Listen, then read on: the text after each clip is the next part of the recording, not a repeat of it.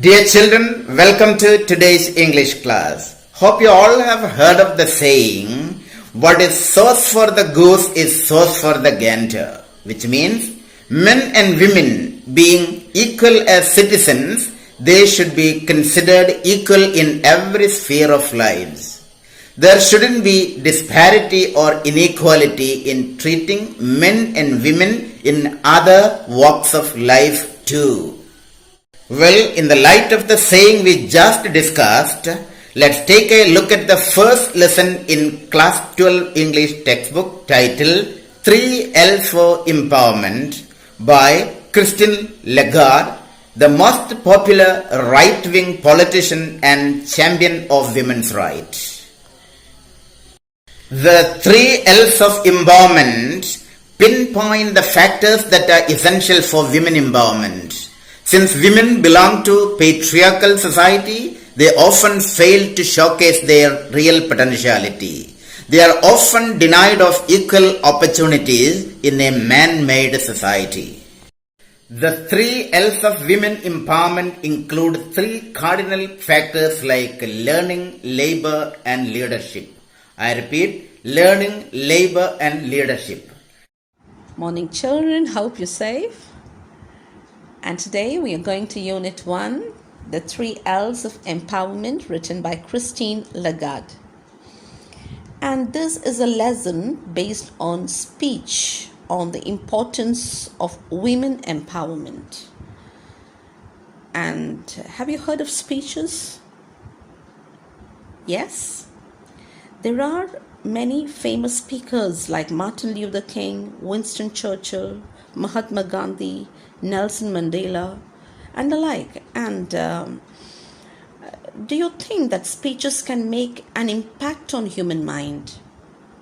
Yes, speeches can make a sudden, if not a permanent impact on human minds.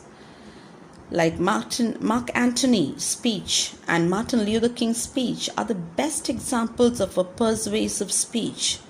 How the speech can persuade the audience.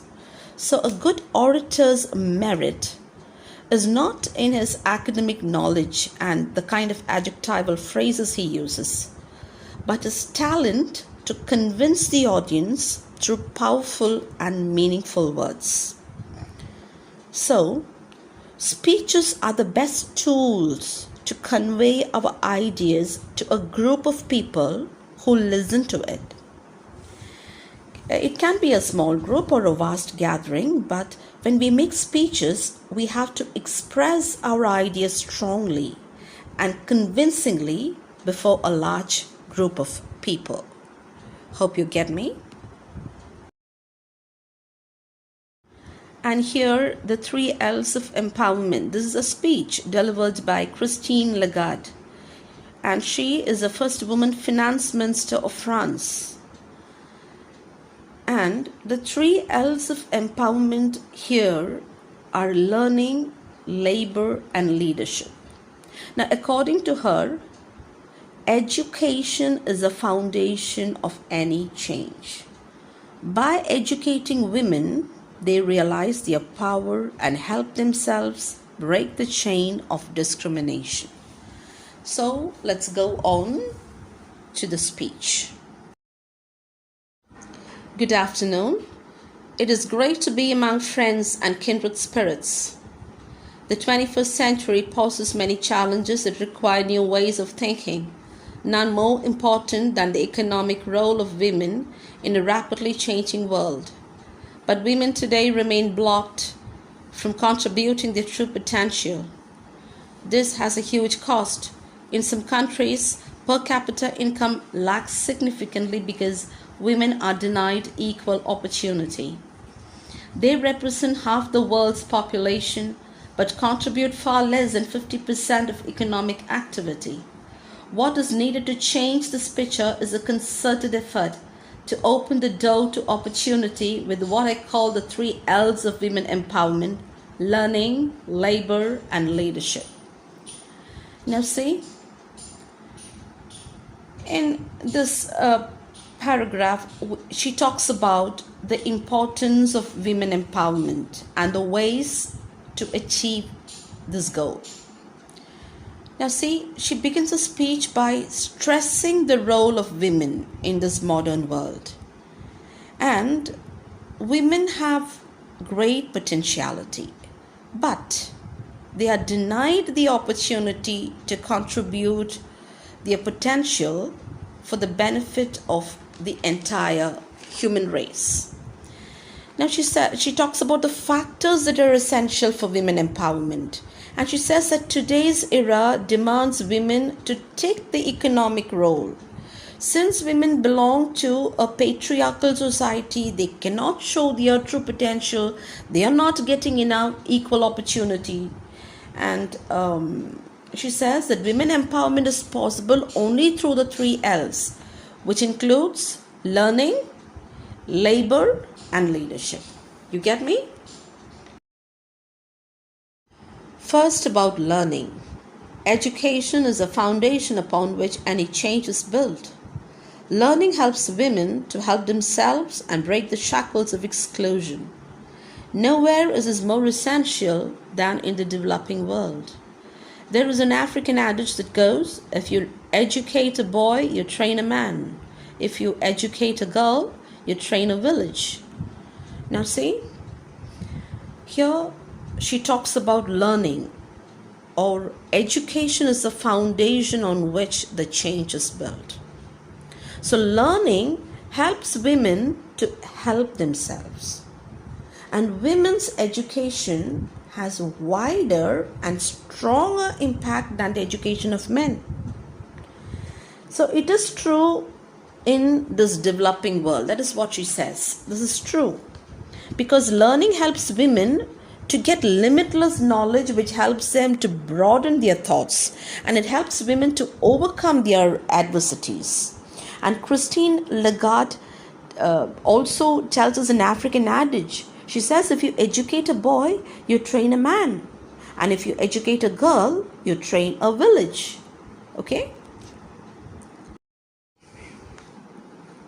If learning is just the first step, labor is the second. Labor facilitates women to flourish and achieve their true potential. But at present, when women participate in the workforce, they too often tend to get stuck in low-paying, low-status, and low-security jobs. Globally, women earn only 3/4 as much as men, even with the same level of education and in the same occupation. Surely one of our most basic norms should be equal pay for equal work. Recent researches show that eliminating gender gaps in economic participation can bring an increase in per capita income. Now see, here she stresses on the second point, labor or employment, and that helps women to achieve their true potential. And they face many problems like unequal wages or low payments or low job security and exclusion from high status jobs. So if women participate in economic activity, it is good. It is not just for women, but for the entire nation. That is what she says. And women's economic participation can increase the per capita income. So in order to give more opportunity for women in workplace, changes in laws and policies, that should become necessary. You get me? That is, labor helps women to show their opportunities and they become less successful. Unfortunately, today, even though many women lose job, they are underpaid. The low status in society and low security jobs.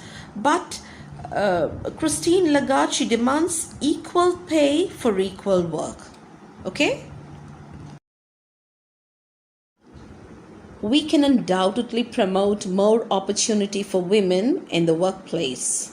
It is all about changing laws, for example, by ensuring that property and inheritance laws do not discriminate against women.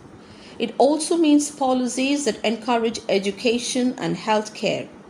Moreover, we need to provide greater access to credit so that women can achieve greater economic independence. So learning and labor are key factors. So here she goes on to say that gender discrimination can be stopped. How? By changing laws. Okay? For example, she states about property and inheritance laws. So thus women will get more jobs and more opportunities. So also the government should introduce new policies for women for getting better health care, for getting better education, and also people should encourage women to have economic independence. So she talks about the key factors. The two key factors there are learning and labor. You get me? The third L is leadership, that enables women to rise and fulfill their innate abilities and talents. Here, there is plenty of room for improvement. The irony is that when women lead, they tend to do as good a job as others, if not a better job.